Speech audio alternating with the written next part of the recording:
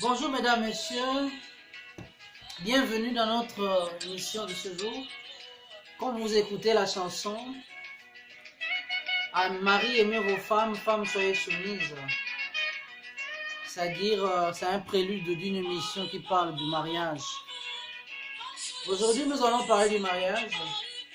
Nous allons parler des avantages et des inconvénients du mariage dans le couple. Voilà pourquoi aujourd'hui, nous allons passer cette émission. Nous allons vous aborder un thème du mariage. C'est quoi le mariage? Le mariage, c'est l'union de deux personnes consacrées par Dieu. Et cela a commencé depuis le jardin d'Éden, quand Dieu créa l'homme. Dieu, avant toute chose, a créé les animaux, il a créé les eaux, il a créé la forêt, les poissons. Et ensuite, il a dit, créons l'homme à notre image et à notre ressemblance. Il a donné à l'homme toutes ses richesses. Il lui a donné le pouvoir de dominer ces créatures-là. Mais aussi le pouvoir d'être le chef de cette terre. Mais malgré toutes ces richesses, Dieu vit que l'homme n'était pas heureux. L'homme n'était pas content. Il lui fallut une femme. Dieu l'a endormi. Il plongea Adam dans un profond sommeil. Et il va créer Ève. Il retire deux côtes. Qu'est-ce que Dieu a dit à Ève? Quand Ève se réveilla, plutôt quand Adam se réveilla, il a trouvé Ève à côté. Adam était heureux, il a dit, voici l'os de mes os, chair de ma chair. C'est ça le mariage.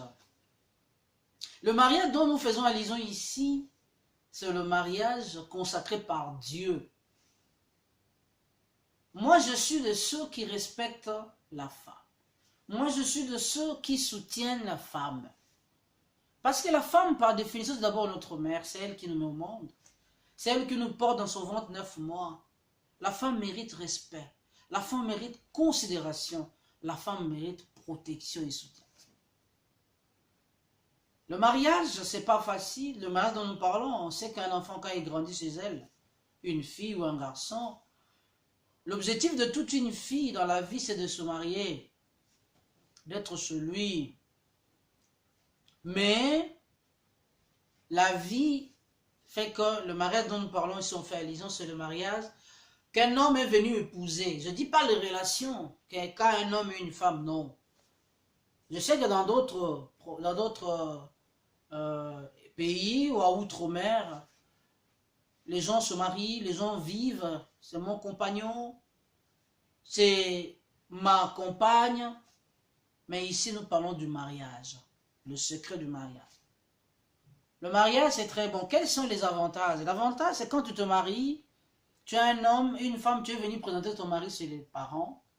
Chez nous, nous sommes africains. Je vous l'ai dit dans mes précédentes émissions. Notre culture africaine veut à ce que l'homme vienne se présenter chez la femme, il paye sa dot, il va civil à la commune, ensuite ils vont à l'église, Dieu le pasteur ou le prêtre le bénit, et ils vont vivre. C'est ce mariage dont je fais allusion. Na yango tolobi boye, libala wana soki nzamba apamboli bino boboti. Esengo nango eza nini? Esengo ezali kovendre des gens ensemble. Parce que moi si azali être moko apesaka esengo, moi si apesaka kaka mobali esengo. Yango balobi femme soyez soumise, mais mobali linga mwasi na yo. Mwasi pa linga mobali. Mais mobali esengeli aprotéger pe mwasi. Mwasi apesaka esengo, mwasi aza malamu pembeni na moto. Nde yango wana topesi esengo nango ezali ntango bobalani, bokomi kobota bana na bino, bosali foyer, soki ozwi chance ozwi mobali ya malamu, oyo aza mpe na mwa possibilité, mais libala eza mbongo te, ezali bolingo kovanda na bolamu.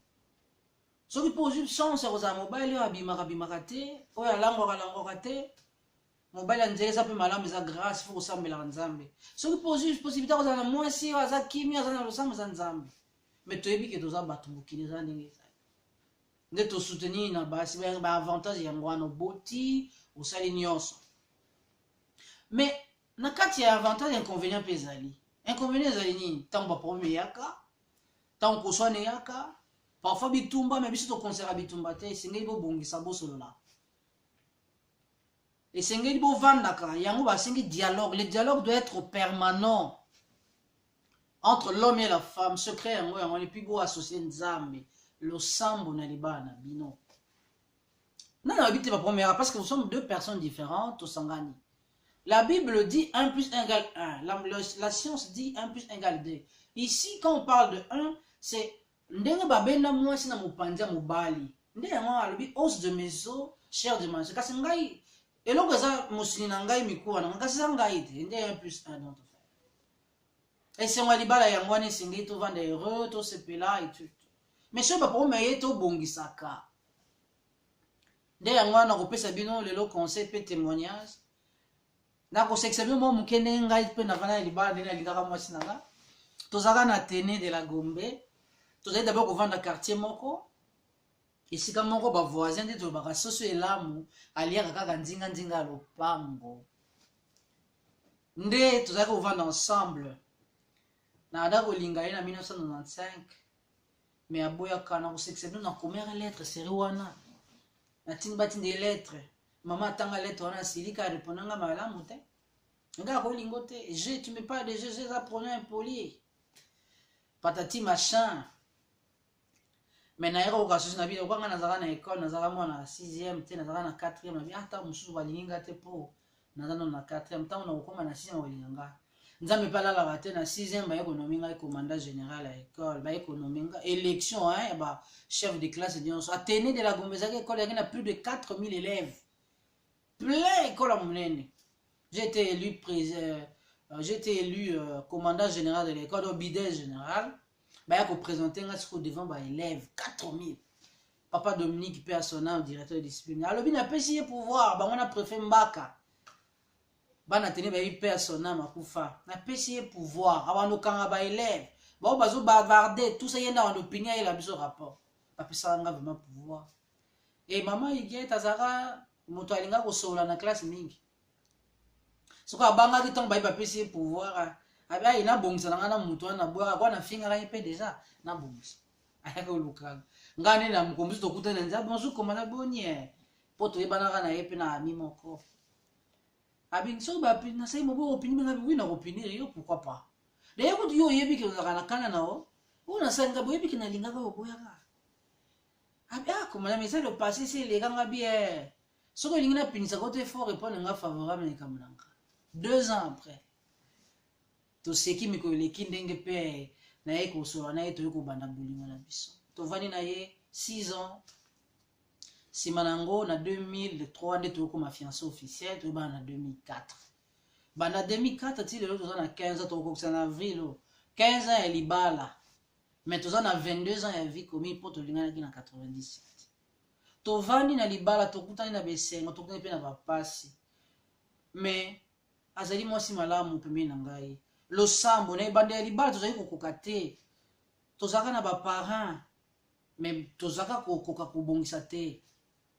Mais na quand tu as ko tsabu nzambe na kati na biso nde tokoka kobongisa liboso ezalaki soki osiliki ya siliki olai na kanda epale na kanda obimi epa bimi me nzambe akopesa biso kimia bebanda tokoloba lelo tokokisa 15 ans 9 ans après ou 10 ans totikaka kozwa pome te toswana te boye esila tovanda na kimia nde expérience engina meme ya bino boyokani bolingo ezala boyokana bomonaka ye wana ngai naza mpe politicien badécision mingi nazwaka na consultaka ye na lombre asambelaka mpe mpona ngai asoutenaka ngai bosoutenir mibali na bino na balosambo bosoutenir basi na bino bosoutenir mpe bana na bino bolakisa bango nzela ya losambo nde yango tozosenga na classe politique balobi bakonzi ya sika bayebaka losambo bakonzi oyo balingi Congo. Voilà moi expérience na ngai na ye na ngai bapesa bino lelo bandeko na ngai. Lelo tozali dimanche 6 janvier 2019 topesa biso ba bonne année topesa bato nyonso balingi biso tozo encourager no bobala o bavandaka mwasi na ba eza pe mabe te me kasi tobalana eza facile nayebi ke na poto esengaka ya mosusu kovanda na bino kasi to honore basi na biso topesa bango honneur to honore mibali na biso totosa bango toumela divorce eza malamu te tokolobela ngo na émission ekoyamba na nsima botikala malamu